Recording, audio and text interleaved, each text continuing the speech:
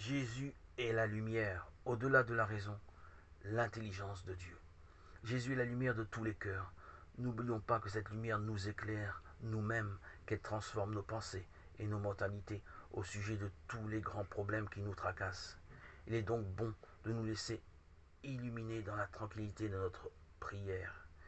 Il eut un homme envoyé de Dieu, son nom était Jean.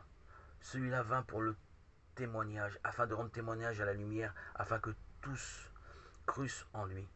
Non pas qu'il fût lui-même la lumière, mais enfin qu'il rendit témoignage à la lumière. Jésus, aux yeux de l'évangéliste, reste quelqu'un d'extraordinaire qui a son héros. On l'annonce comme il convient pour un haut dignitaire. Dieu lui-même prend ses mesures pour le crier au monde par la bouche du Baptiste.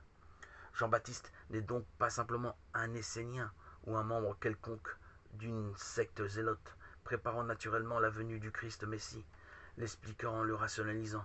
Il est avant tout l'envoyé de Dieu. Il annonce la lumière. L'histoire ne se fait pas sans Jésus, ce Christ lumière.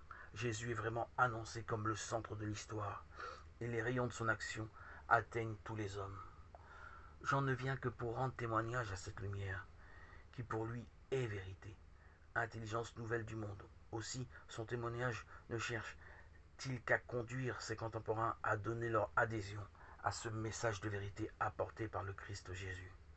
Cette lumière qui l'a atteint, lui d'abord en premier, il cherche à nous en faire partager l'éclat.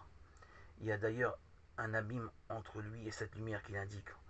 On sent presque une angoisse dans son affirmation, qui n'est point la lumière, et que l'on veille bien à ne point prendre le poteau indicateur pour la route. Non, pas qu'il fût lui la lumière, mais afin qu'il rendît témoignage à la lumière. Jean chapitre 1, verset 8.